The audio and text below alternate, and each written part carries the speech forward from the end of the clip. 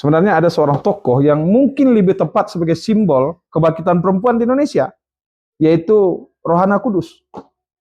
Assalamualaikum warahmatullahi wabarakatuh. Hari ini 21 April 2025 dan setiap tanggal 21 April diperingati sebagai Hari Kartini, sebagai simbol gerakan perempuan di Indonesia. Namun yang RA Kartini yang kita kenal yang lahir 21 April 1879, yang dalam sejarah dia berusaha melakukan gerakan meningkatkan derajat perempuan khususnya di Jawa. Kemudian jejak sejarahnya itu ditulis berdasarkan surat menyurat kepada seorang temannya dari Belanda, yaitu Rosa Abendonan, yang kemudian kita kenal dengan habis gelap timbullah terang. Dengan segala perjuangan beliau kita hargai. Namun yang menarik sebenarnya, menurut saya, ada kemudian sosok yang mungkin dalam gerakan membangkitkan harkat perempuan, atau kemudian yang hari ini dikenal sebagai gerakan feminisme. Sebenarnya ada seorang tokoh yang mungkin lebih tepat sebagai simbol kebangkitan perempuan di Indonesia, yaitu Rohana Kudus, yang lahir di Kota Gadang, Agam Bukit Tinggi, yang lahir pada 20 Desember 1884. Kenapa? Karena pertama, dia melakukan gerakan dan penting pendidikan perempuan. Maka pada tahun 1905, beliau mendirikan sekolah yang bernama dengan Sekolah Artisanal, ya, 1905. Dan kemudian gerakan itu membangkitkan ekonomi perempuan agar perempuan mampu berdikari. Beliau juga punya namanya kerajinan Amai Setia yang sampai hari ini masih ada.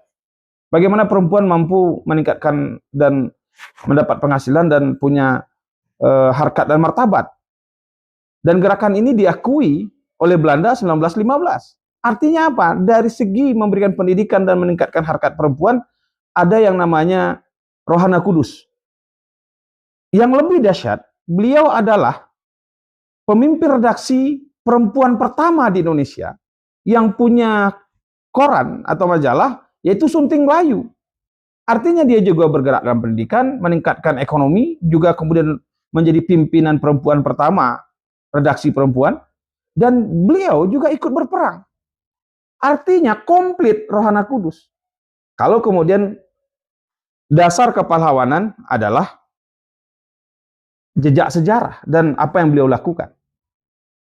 Ya, dan walaupun 2019 beliau sudah diakui sebagai pahlawan. Tetapi di luar itu juga, misalnya untuk membangkitkan harkat perempuan, kita ingat ada tokoh lain yang bernama Rahmah El Yunusiah, pendiri dari sekolah perempuan pertama di Indonesia, yaitu Diniyah Putri, yang sampai hari ini masih ada, yang didirikan pada 1 November 1923. Ini adalah memberikan pendidikan kepada perempuan atau wanita di Indonesia.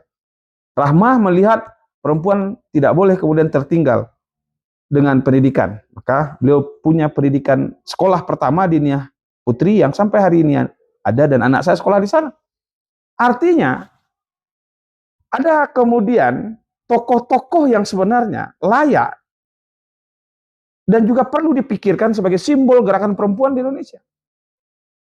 Terlepas juga era Kartini juga punya peran.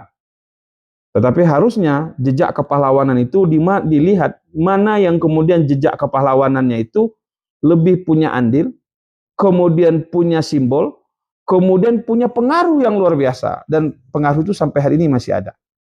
Itu sebenarnya pertimbangan, yuk lepaslah era Kartini, tetapi kemudian simbol kebangkitan perempuan itu perlu kita pikirkan ulang, kita evaluasi ulang, sehingga betul-betul objektif dalam sejarah. Assalamualaikum warahmatullahi wabarakatuh.